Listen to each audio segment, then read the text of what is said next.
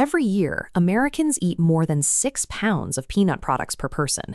It is the most popular nut in the country, and nearly 60% of the American crop gets ground straight into peanut butter, securing its spot in nearly every kitchen cabinet and school lunchbox. But this same familiar snack holds a very different title. The peanut is the #1 cause of fatal allergic reactions to food in the United States, responsible for the largest share of the 30,000 food-related anaphylaxis cases treated in emergency rooms annually. This chart traces the prevalence of pediatric food allergies, and you can see a sharp 3.5 times upward spike beginning in the late 1990s. Today, up to 2% of children in Western countries have a confirmed peanut allergy, meaning millions of kids are walking around vulnerable to a reaction that can shut down their airways in minutes. The response to this growing crisis swept across the country. Schools banned peanut butter sandwiches from cafeterias and established strict peanut-free buffer zones. Airlines quietly swapped out their signature in-flight peanuts for pretzels and cookies, terrified of triggering a deadly reaction at 35,000 feet. Indigenous peoples in South America figured out how to cultivate peanuts around 10,000 years ago. So if humans have been eating this exact plant for 10 millennia, why did it suddenly turn into a lethal biological threat in the late 20th century? The peanut plant first grew wild in South America, where it developed an unusual habit of pushing its flower stalks underground to protect the growing pods from heat and animals.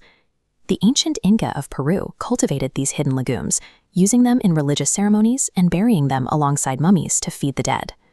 When Portuguese sailors claimed Brazil in 1500, they carried the crop to West Africa, where it became a dark tool of colonial exploitation.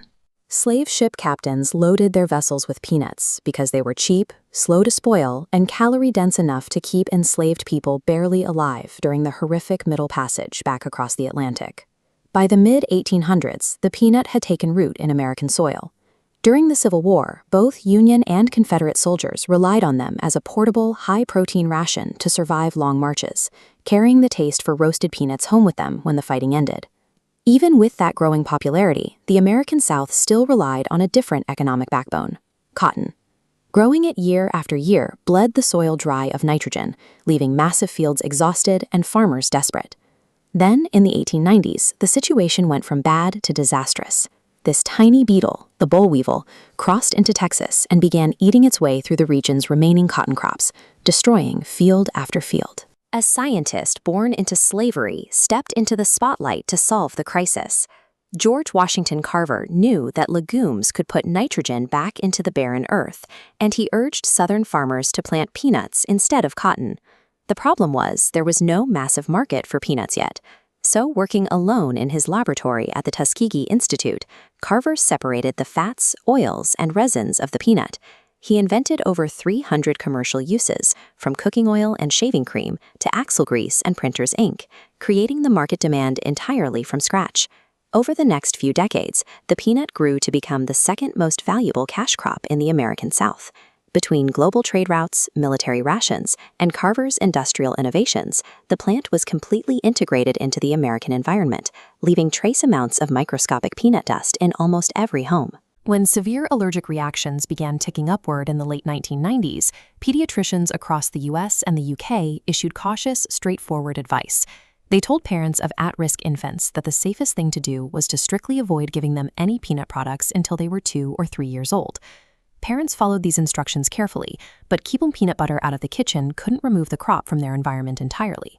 Peanut proteins are highly persistent and are frequently found suspended right in the microscopic particles of normal household dust. This creates a massive biological problem, explained by the dual allergen exposure hypothesis. This diagram breaks down how a baby's immune system encounters foreign proteins in 2 distinct ways: through the mouth on the left or through the skin on the right. When a baby eats peanut protein through the mouth, the gut's immune system tends to learn tolerance. It recognizes the protein, treats it as harmless food, and safely accepts it.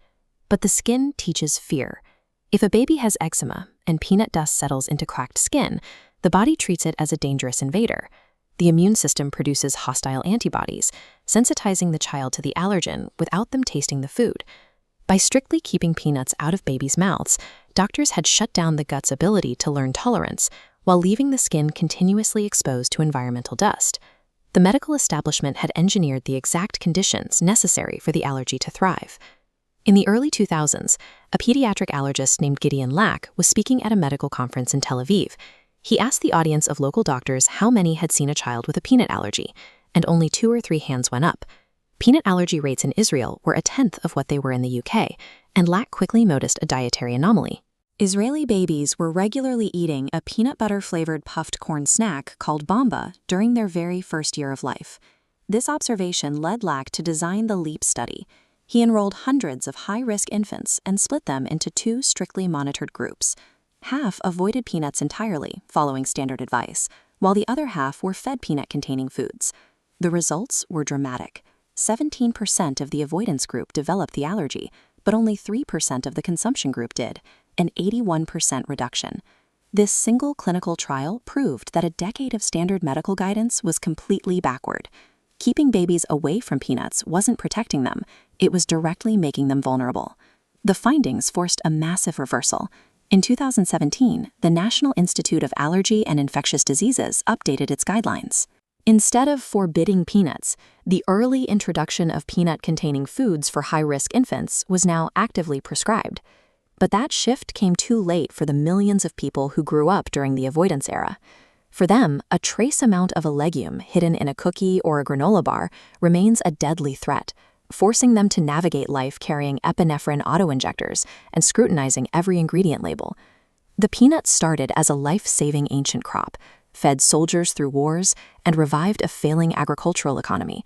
Yet because we misunderstood how our bodies interact with our environment, our attempt to protect ourselves turned it into a deadly medical disaster. It is a stark reminder that human intervention, without the complete biological picture, can backfire spectacularly.